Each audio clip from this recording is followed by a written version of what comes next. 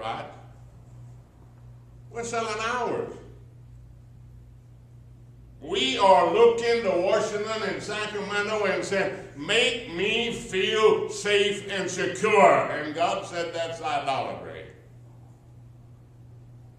If you have any other God before me. Now we don't listen. We're not going to come to church and listen. If we come to church, we're going to give the preacher 10 minutes to tell God how fortunate he is to have us in the congregation and that he's supposed to make us rich and wealthy. But whenever we begin to look at what the Bible teaches us about this responsibility for our own behavior, we don't listen. We didn't hear what our president said in Canada last week, nor the other 19 leaders of the nations of the world that gathered there with him.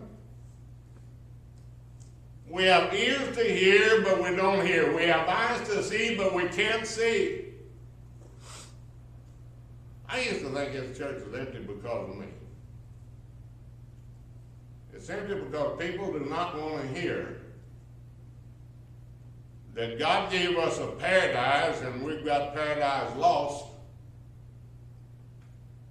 because we do not accept responsibility for our own behavior. Yes. Amen. Amen. Our president, I'm making it whether you like him or not. I don't like him anymore. Voted for him. He's president of the United States, and I honor and respect the office of presidency in his office. But don't tell me that I've got to give up my liberty for you to make me feel prosperous or good. You give me liberty, and I like the others, not in the same manner, but I'll find my own prosperity and feeling good.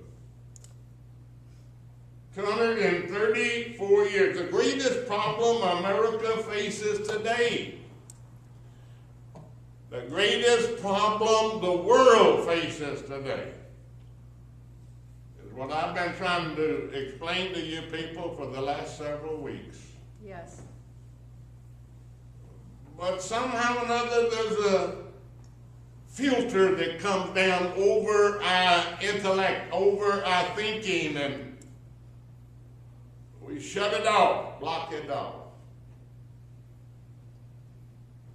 They told us, our president told us, that our greatest threat that is facing America, or that has ever faced America, or that has ever faced the world, terrorists. Terrorists. Who are they? What are they? What's causing us to become bankrupt? What's causing the industrial nations of the world to bankrupt themselves fighting a nublus unknown? They said if we could only identify them, if we could only understand them. Remember last Sunday, I didn't bring it out with me this morning, it's on top of my desk in there. The young man, 30-something years old, a graduate of one of the finest universities in America, had a job as a financial analyst, married and 2 children, filled a car up with nitrates and fertilizers, and Times Square was going to blow it up. They said, why are you doing it? How can you possibly give up everything that you've got? You're young, you've got a great future, you've had a tremendous education, you've had all of the benefits of paradise. He said, but I am a soldier of Allah. We're not going to hear it this morning, we're not going to hear it next week, where Jesus said there'll be no peace on the face of this earth until we say, blessed is he that cometh in the name of the Lord. But see, we are being destroyed because of ignorance this man was willing to give up his family, his children, everything that he had accumulated, everything that he had ever hoped for, to fight the infidels. Now, we are now identified as the infidels. Well, not only us, but the other nations, not because we're rich, not because we're, see, because we don't have near as much money now as they have over in the Arab countries. Amen? Yes. We might have more glitter, we might have more facade, we might have more show, but they've got the gold and the silver and the money in the bank. We're borrowing from them.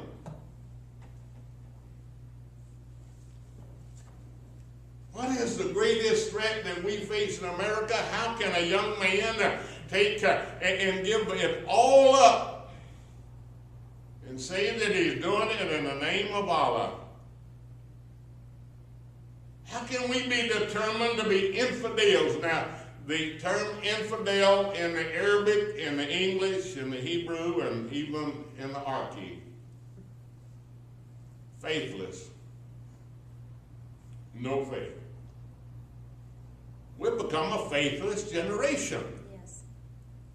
Jesus asked us, whenever I come again, will I find any faith in the earth? He's not talking about religion. Religion has been one of the greatest crimes of humanity.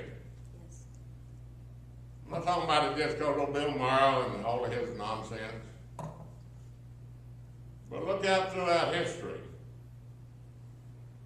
The greatest threat destabilizing the world. I want to talk to you this morning, and if you'd indulge me, and I think it's very important that we understand where we're coming from. This is the agreed acceptance paradigm structure, basic structure of the religion in the Western world. Right here, in the Encyclopedia Americana that I have been attempting to bring out, and letting you know emphatically that you can read over these 2 pages here, not only what I believe, but what the majority of people on the face of the earth believe. But it's been threatened now that there are more Muslims and there are more converts every day to the Quran and to the Muslim religion than there is to the Dewey Bible of the Catholics or to the King James Version or the New English Version, or we got to get it now to where the Bible is going to be